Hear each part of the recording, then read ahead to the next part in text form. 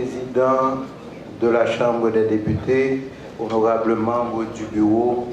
honorables députés. Aujourd'hui, c'est le deuxième projet de loi de finances consécutif qu'il m'est fait l'honneur de présenter en moins d'un mois devant votre auguste Assemblée. Ce projet de loi de finances initiale, le premier du quinquennat du président de la République, son Excellence Jovenel Moïse, se veut suffisamment ambitieux pour incarner la vision d'une Haïti prospère, réconciliée et renouée avec la croissance, sans pour autant perdre de vue les contraintes financières et réelles qu'il convient de dépasser. Actuellement,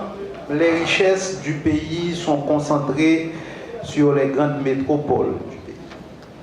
La caravane, telle que prônée par le président de la République, vise à redéfinir le paradigme ville-campagne et à dynamiser tous les secteurs de l'économie dans les régions les plus reculées du pays. Et ce concept trouve son essence même dans ce projet de loi de finances. Elle est l'expression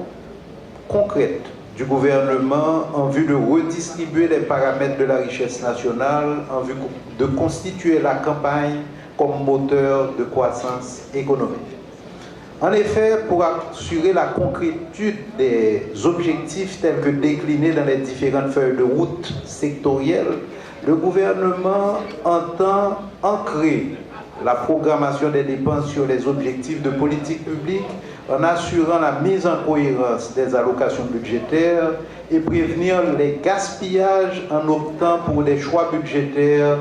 visant l'efficacité et l'efficience de la dépense publique. À travers ce projet de loi de finances initiale, le gouvernement entend accélérer le processus de redressement de l'économie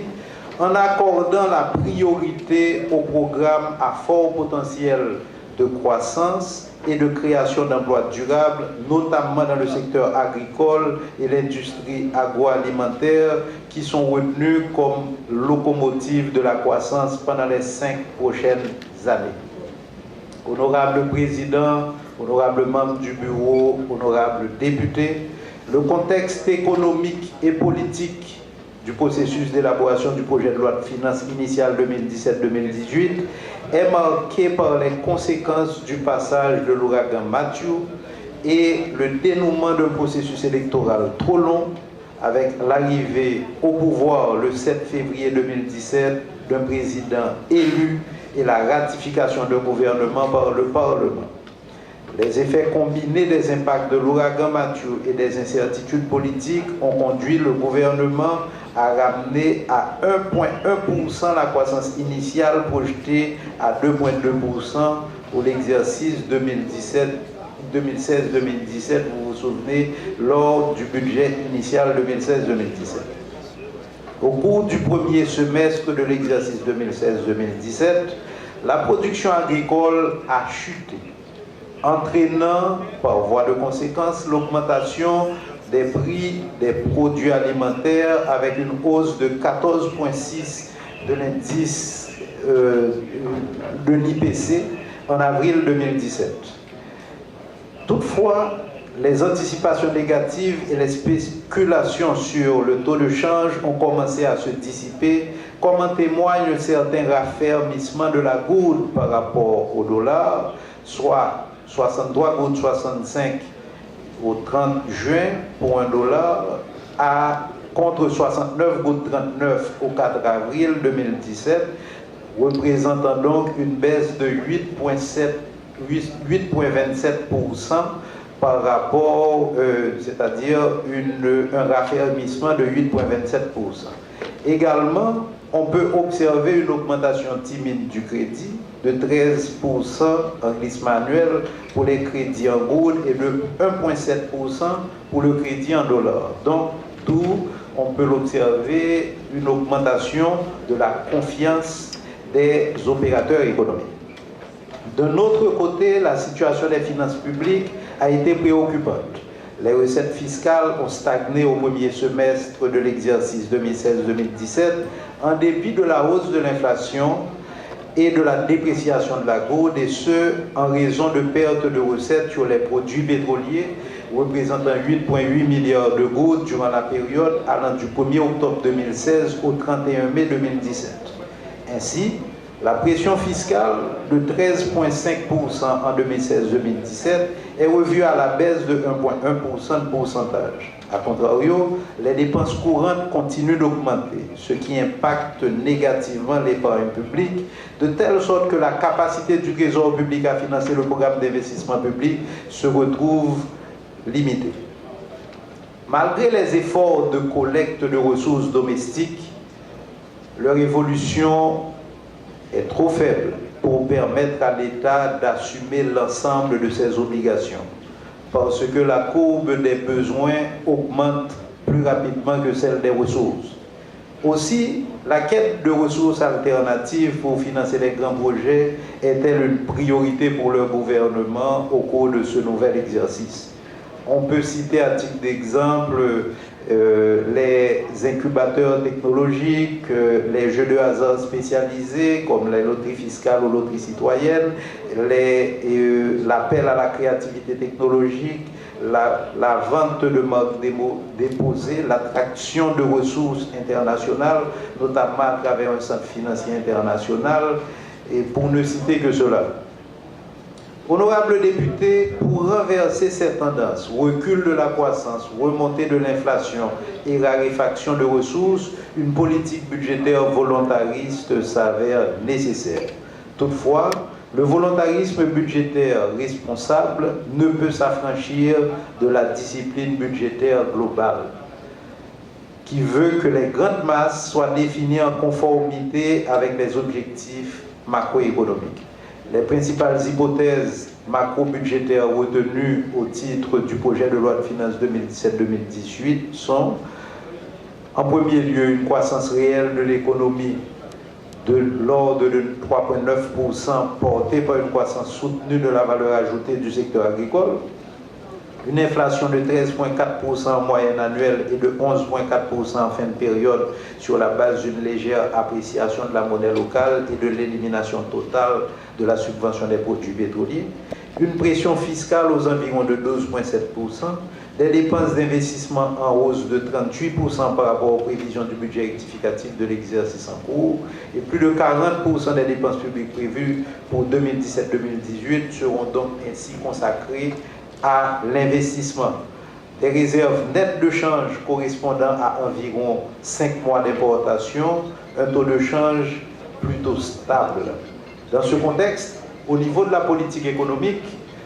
les grands chantiers qui vont retenir l'attention du gouvernement pour le prochain exercice fiscal sont la création d'emplois durables, notamment pour les jeunes, l'intégration de plus de 4000 enseignants sans lettre de travail et la nomination de 180 étudiants de l'école normale supérieure, la régularisation des enseignants par le paiement des arriérés de salaire et une première phase d'ajustement de salaire qui va varier de 17 à 33% selon la catégorie du personnel enseignant en cause. La deuxième phase d'ajustement salarial pour le personnel médical, la réhabilitation de la réalisation et la réalisation de nouvelles infrastructures économiques, la modernisation du système de transport, la modernisation de l'agriculture et le renforcement des micro, petites et moyennes entreprises évoluant dans le domaine, en leur offrant notamment un accompagnement technique et en leur facilitant l'accès au financement, le maintien de la stabilité macroéconomique, comme on l'avait déjà dit tantôt, la mobilisation des ressources publiques dans le cadre d'une gestion rigoureuse des finances de l'État, la rationalisation des dépenses de l'État à travers la baisse du train de vie de l'État, notamment la recherche d'une meilleure cohérence dans les allocations de ressources de l'administration centrale de l'État et d'autres institutions de l'État à caractère commercial et industriel, de manière à administrer et contrôler les mouvements de compte des entreprises publiques et organismes autonomes de l'État, la poursuite de la réforme des finances publiques, en particulier celle touchant le secteur de l'énergie électrique et la mobilisation des ressources domestiques, l'amélioration du cadre des affaires, le soutien au secteur privé et à la promotion des investissements, en particulier de la diaspora et notamment également dans le secteur de la sous-traitance. La gestion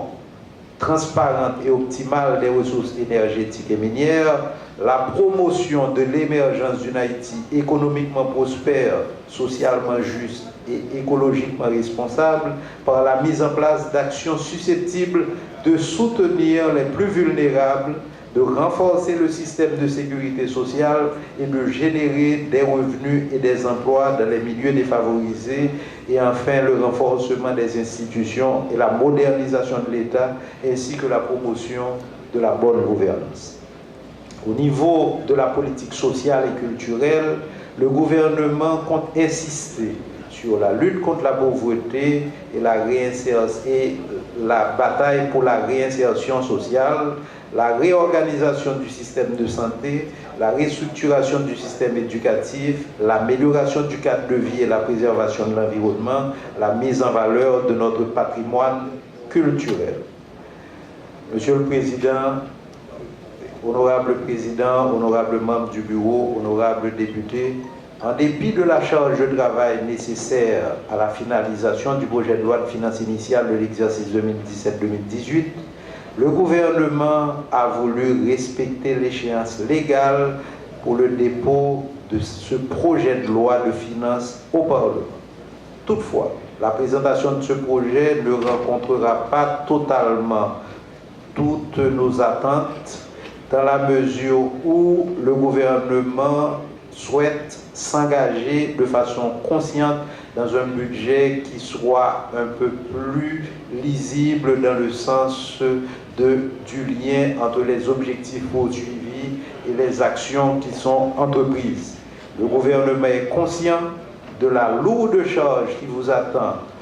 honorables parlementaires, dans le cadre de l'examen de ce projet de loi de finances initiale. Aussi, convient-il au gouvernement d'appeler au courage et surtout à la perspicacité des élus de la Chambre des députés pour l'analyse de ce projet de loi en vue de l'adoption de la politique budgétaire portée par ce projet de budget qui se veut un budget de conviction, celle qui croit que Haïti peut se relever et dispose aujourd'hui de tous les atouts pour bâtir pour les générations futures une Haïti prospère, moderne, réconciliée et renouée avec la croissance. Honorable Président, honorables membres du bureau, honorables députés, je vous ai succinctement présenté les grands enjeux auxquels le budget est appelé à faire face. Fort de ces considérations, je soumets ce projet de loi de finances initiale à l'appréciation de l'auguste Assemblée pour une issue que, pour le gouvernement et la nation tout entière, j'espère favorable. Merci de votre attention. Honorable Président, je vous prie de recevoir ce projet de loi de finances qui va être déposé au bureau de la Chambre des députés aujourd'hui. Merci.